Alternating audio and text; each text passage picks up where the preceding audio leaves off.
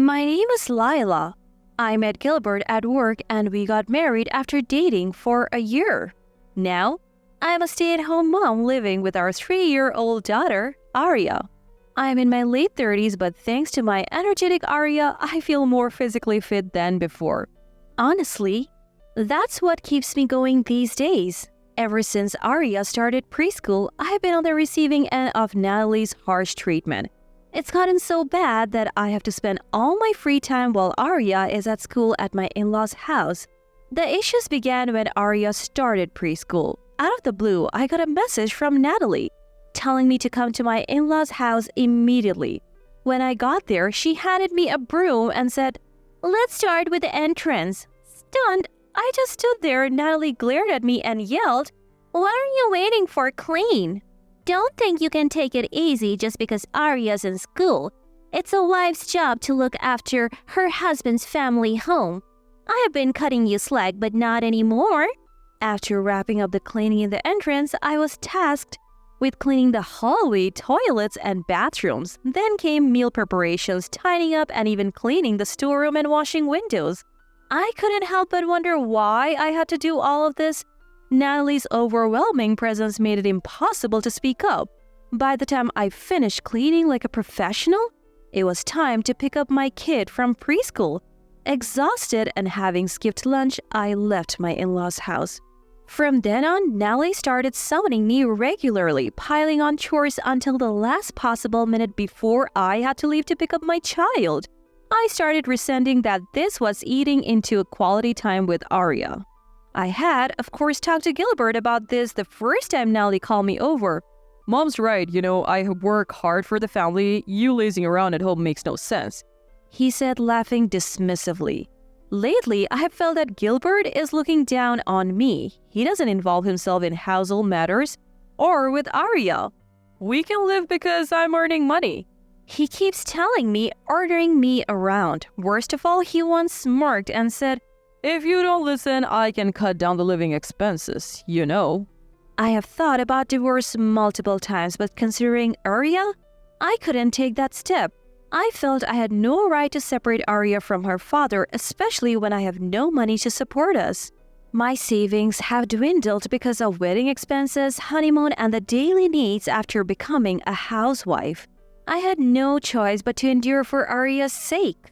That's how I lived each day. However, a few weeks after I started being summoned to my in-laws' house, Olivia got married. In isolation, that sounds like good news. But because Olivia became a housewife, she started visiting my in-laws more frequently. She hadn't been fond of us marrying before her, and she directed her anger at me, not her younger brother Gilbert. Every time we met, she would lecture me for nearly an hour, or how I was lacking as Gilbert's wife, or how unattractive I was as a woman. I used to tolerate it by suppressing my feelings and just agreeing, but Olivia didn't seem pleased with that either. If I'm this submissive to Natalie, there is no way Olivia finds it amusing. As if handling Natalie's demands wasn't enough, Olivia joined in, treating me like a housekeeper on days when I finished cleaning my in-laws' house quickly. She even made me clean her house. "Lila, your hair looks like bed hair. Stop showing your ugly bare face and put on some makeup. If you keep this up, Gilbert will get fed up and go find another woman." After dropping off Arya and rushing to finish the errands, I arrived at my in-laws' house.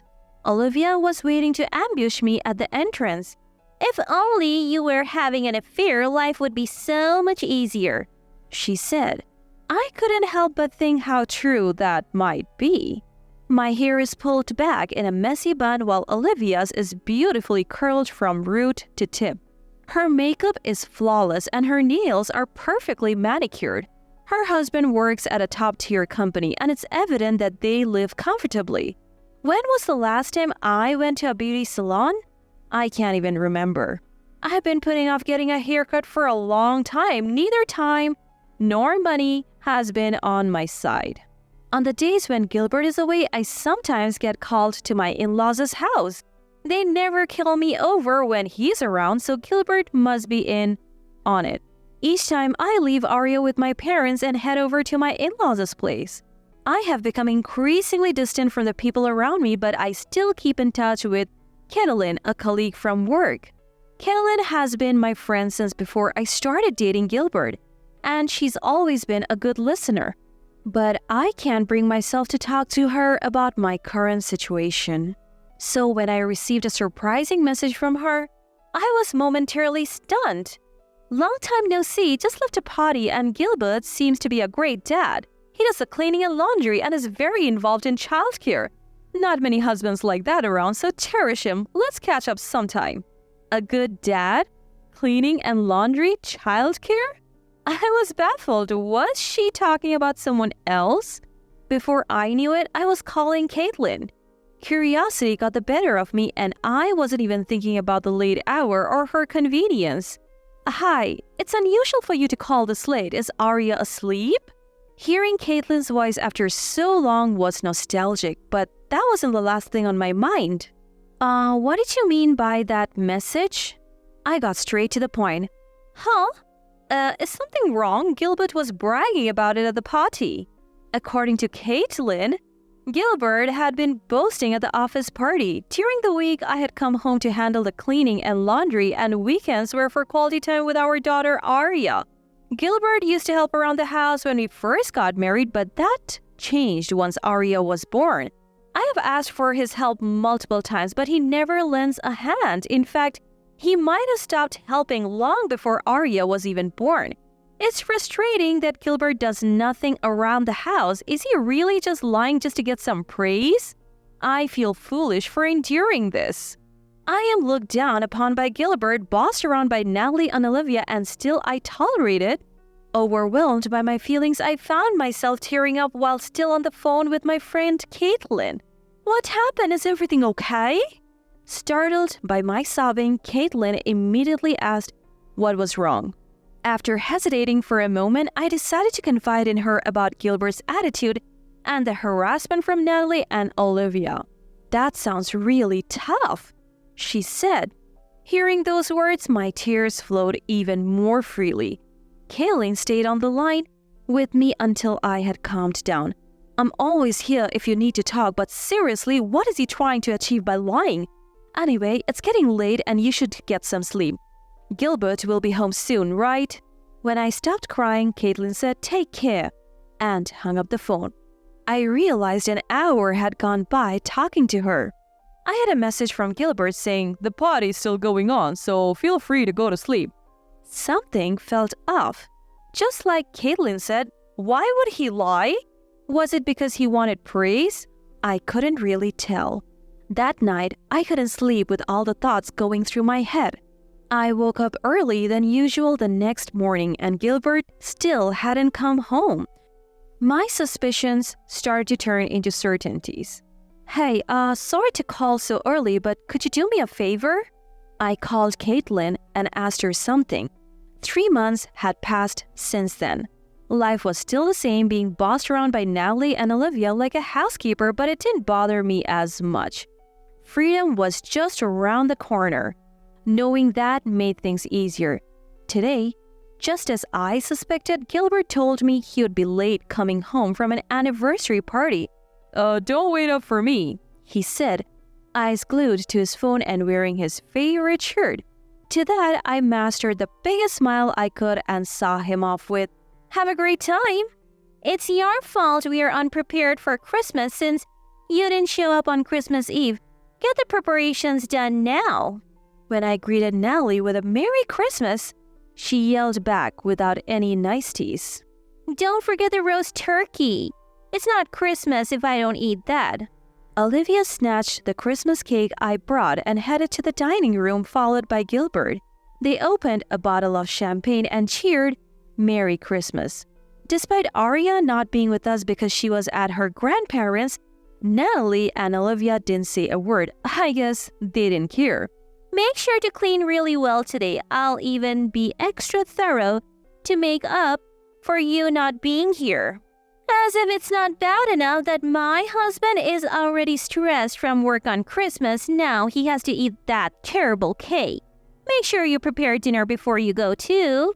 Natalie and Olivia kept coming into the kitchen to make various demands. Still, I obediently said, "Okay, got it." Natalie looked a bit suspicious, but Olivia misguidingly said, "It's because it's Christmas," which almost made me laugh. By the time everything was done, it was almost evening. All three, who had been drinking since morning, were flushed. As soon as I said, "I'm done," my empty stomach growled. Natalie and Olivia burst into malicious laughter. "Once you're done cleaning and cooking, get out. There's no food here for you." Both of them said it in perfect unison as if they had practiced. Sorry about them. Why don't you go home?" Scratching his head, Gilbert pointed to the entrance with his chin. He probably thinks of me as nothing more than a housekeeper. "I'll soon see you go through hell, so you might as well enjoy yourself now. Don't worry about it." With a big smile on my face, I left my in-laws' house. A few days later, I got a call. It was from Gilbert. I hadn't gone back home since Christmas and had been staying at my parents' with Arya. The message read, "When are you coming back?" But this wasn't the first time he actually called. Finally, the moment has come. What the hell is going on? Even through the phone, it was clear that Gilbert was furious. "What are you talking about? I can understand unless you explain."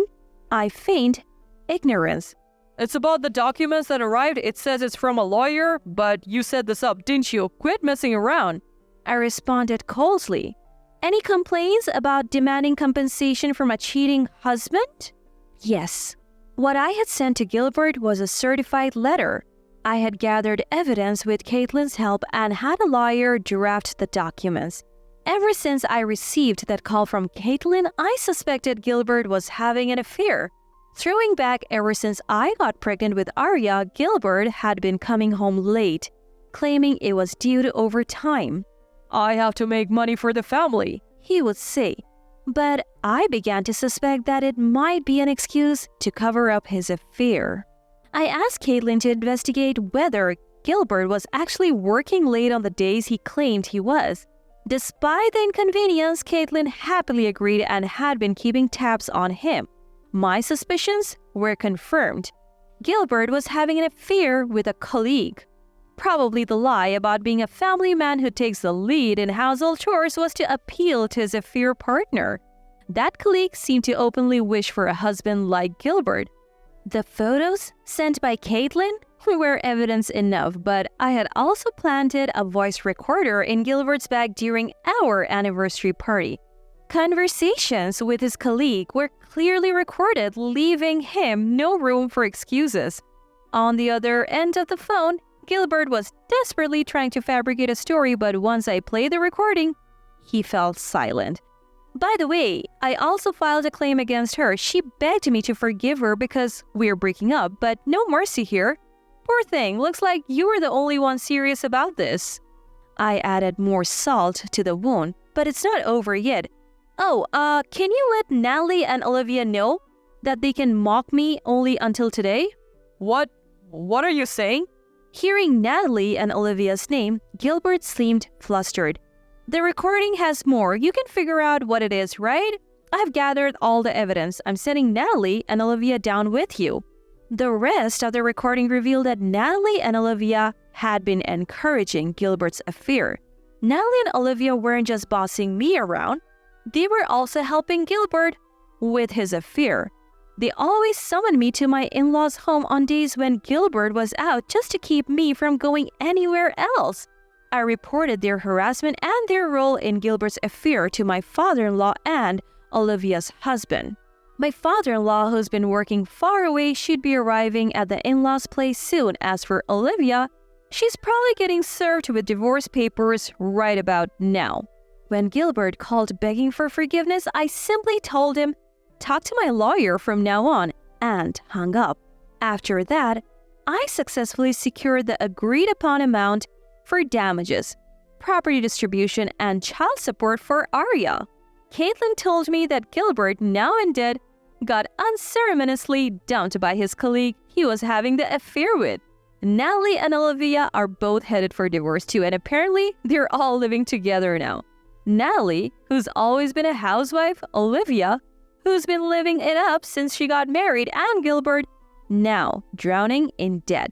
Even combined, their lives are a struggle. I have heard Nellie and Olivia had to get jobs to make ends meet. As for me, I moved back in with my parents and am living a much more relaxed life with them and Arya. Arya's grown close to my parents, and now I can finally use the time and energy I used to waste on Nellie and Olivia for myself and my home. I have got some breathing room, both mentally and physically. From now on, I'm planning to make the most of my time with Arya.